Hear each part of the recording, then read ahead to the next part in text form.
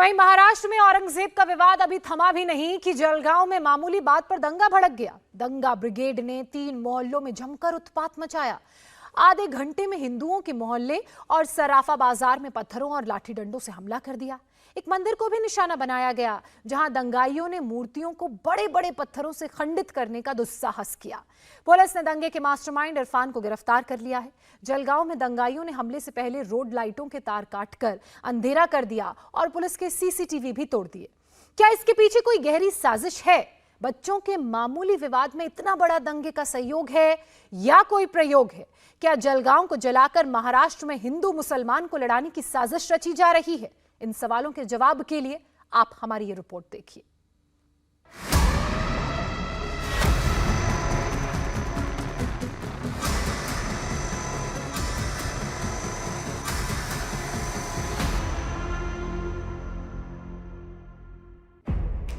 शुक्रवार को रात के करीब 10 बजे जलगांव के अलमनेर कस्बे में अचानक दंगे शुरू हो गए। दंगों की वजह जानकर आप भी दंग रह जाएंगे।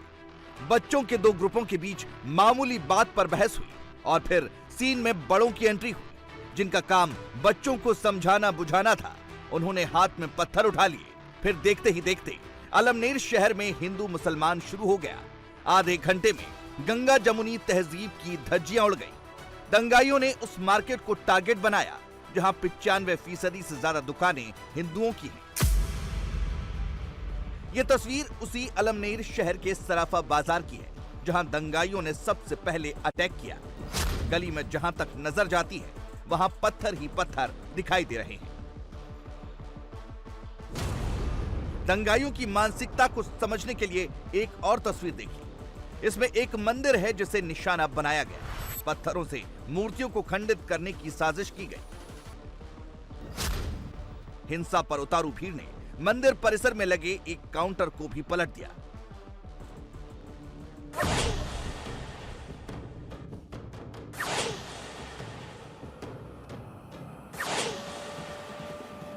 जलगांव दंगा संयोग था या प्रयोग? अलमनेर में हिंसा एक्शन रिएक्शन का नतीजा थी या फिर सुनियोजित साजिश थी? दंगाइयों ने पत्थरबाजी से पहले स्ट्रीट लाइट के तार काट दिए और वहां लगे पुलिस के सीसीटीवी को तोड़ दिया। ये एक बड़ी साजिश की तरफ इशारा करता है।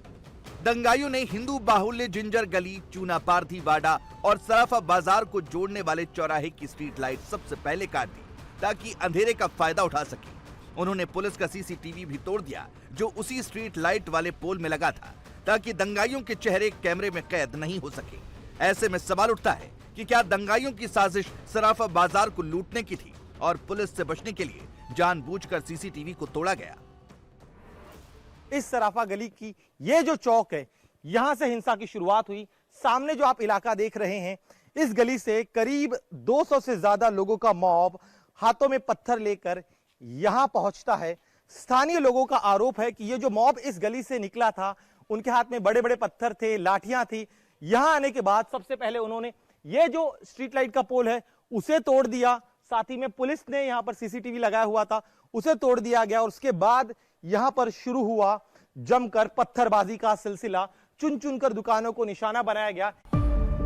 अलमनेर के जिस बाजार में दंगाइयों ने अटैक किया वहां दुकानें और रिहायशी इलाका मिक्स है। जब हमला हुआ तो ज्यादातर दुकानदार जान बचाकर भागे। ज्यादातर ने आरोप लगाया कि खास मोहल्ले से पत्थर और लाठियां लेकर लोग आए और हमला कर दिया। मैं दुकान बंद करके ही आया था। बस ये भैया के पास 2 मिनट खड़ा रहा, यहाँ से पत्थरबाजी चालू हुई। यहाँ से मॉब बता रहे आप? कहाँ से? यहाँ से पूरा अंदर से आया हुआ था सब। यहाँ से ही सारा मॉब आया हुआ था। पर क्या मालूम, छोटे बच्चों का झगड़े की वजह से इन्होंने इतना मॉब कर दिया। माहौल तो गली के ही माहौल थे ना। अभी किसको किसका नाम ले लेंगे, हमको मालूम भी नहीं कौन है वो। यहीं के लोग थे या बाहर से आए थे? यहीं से प्रॉपर यही लोग है सब। सर लाठी काठी सब था। अभी हथियारे अंधेरे में क्या दिखेंगे यहाँ पे? हम हमारी जान जोखिम लेके ऊपर खड़े थे। सराफा बाजार में रहने वाले एक और चश्मदीद ने जो आपबीती बताई वो रोंगटे खड़े कर देने वाली है। उन्होंने बताया कि हजारों पत्थर बम और गोले की तरह उनकी छतों पर गिर रहे थे। उधर मुस्लिम मोहल्ले की महिलाओं का आरोप है कि पथराव उनके घर पर भी हुआ है। बहुत भयानक, जैसे आप सोच सकते हो इतनी पत्थरबाजी हो रही थी। मैं तो घर के अंदर था, मुझे ऐसा लगा कुछ बर्फवृष्टि हो रही है, जो गोले गिर रहे हैं, कोई पत्थर वगैरह रहता, जो आवाज आती है, पटाखे फुटते, उतने तेजी से पत्थरबाजी हो रही थी, हजारों के संख्या में वो पत्थर आ रहे थे। हर जगह पत्थर ही पत्थर दिखाई दे रहे थे सब, लेकिन उन्होंने बहुत तेजी से बहुत ज्यादा तरह से पत्थरबाजी किया है। जो दिखा उनके ऊपर वो पत्थर मारते थे आते जाते लोगों पे। नदी के अंदर बच्चों का झगड़ा हुआ, वो भी हमको पता नहीं उधर क्या झगड़ा हुआ ना नहीं हुआ, हमको मालूम ही नहीं कुछ। हम भी इधर शादी उसमें बैठे नल आ गए, 8 दिन बाद का पानी था, नल आए, हमने पानी के मोटरा नहीं लगाए, क्या पूछते, इतनी पत्थर चोट चालू उधर से, क्या पूछते आदमी, पीने को ना पानी मिला ना कुछ मिला हमारे को। कहाँ से पत्थर आ रहे थे यहाँ पे? यहाँ से ना नीचे से, सामने से आई पत्थर चोट, बहुत चली। अमलेर में दंगा करीब रात के 10 बजे शुरू हुआ। ऐसे में सवाल उठता है कि इतने पत्थर अचानक कहां से आ गए? क्या पहले से तैयारी थी? उनके घर है ना पीछे से, तो ये ऊपर चढ़ गए थे हमारे धाबों पे, और हमारे जो ईटा थे रखेल, हमने जो हवा आंधी आती ना, तो हमने ईटा सिलोटे सब रखेल थे, तो वही हमारे चीजें हमको मार रहे थे। साथ में लेके आए थे वहाँ से वो पत्थर, और वहाँ से फेंक रहे थे, और वो लोग यहाँ तक आ गए थे। अच्छा, इस जगह तक पहुँच गए? आ गए थे, और बाकी के लोगों को कुछ समझ में नहीं आ रहा था कि कहाँ पे जाए और क्या करे। हाँ, अगर वो सामने से वो लोग आ रहे तो हम तो रोकने की तो कोशिश करना, क्योंकि हम लोगों के सब यहाँ पे दुकानें हैं, और वो सब दुकानें तोड़ने के इरादे से ही आए थे यहाँ पे। अब सवाल उठता है कि जलगांव दंगे का मास्टरमाइंड कौन है? पुलिस ने दंगा भड़काने के आरोप में इरफान नाम के एक आरोपी को गिरफ्तार किया है। इरफान पर आरोप है कि वो दंगे में शामिल भीड़ को लीड कर रहा था। अब पुलिस उससे पूछताछ करेगी, तब साजिश की तमाम परतें खुलेंगी।